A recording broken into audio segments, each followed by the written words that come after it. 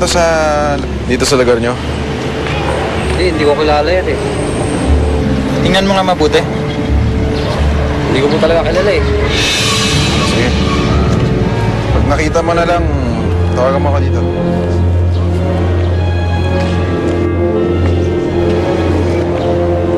Hindi na pa tayo naghahanap ah. Wala pa rin ah. Talaga. Hello? Hi, Chong! Kumusta ka na? Hindi ka ba dadalaw dito sa parlor?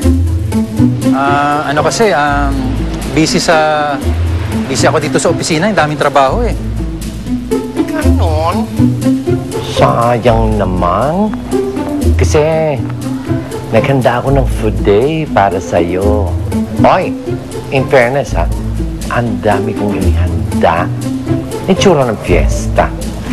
Merong ginataang kuhol, may crispy pata, may adobo, may mechado pa.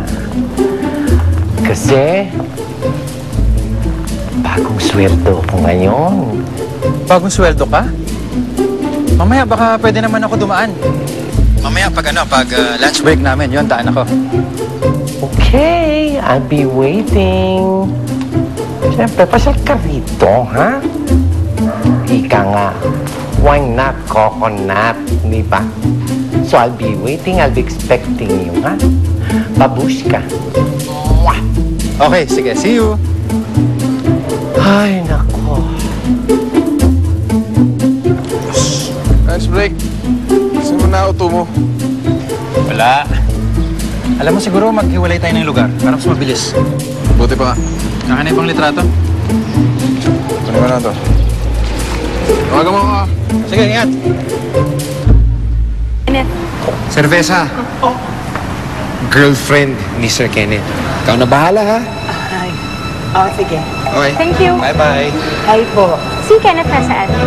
Ay, ma'am, sorry. Pero hindi ko po alam. Pagiting ko, hindi ko na po nakita eh. Niloloko mo ba ako? Nasaan si Kenneth? Ilabas niyo siya! Ay, nagkape po ba kayo? Hindi ko po talaga alam, ma'am. Sorry po. Balik na lang po kayo ulit, ha? Hindi ako nakikipagbiruan sa'yo, ha? Nasaan si Kenneth? Ilabas siya sabi eh!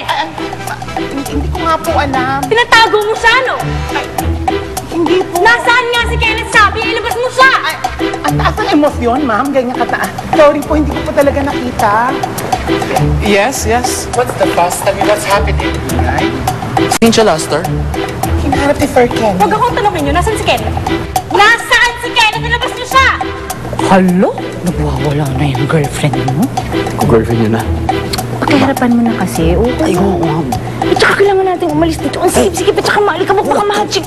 Baka mahachik. Huwag ka. Tinatago niyo, no? Ilabas niyo siya sabi eh! Hindi kayo magsasalita? Nasaan si Kenneth? Kuku. Okay na. Ano yun?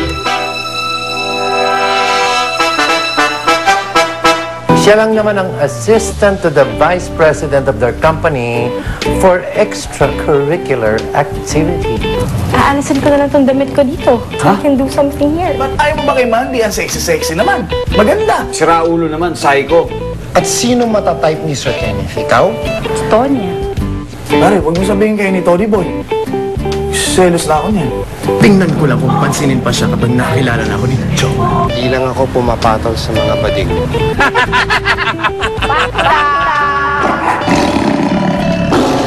Tony.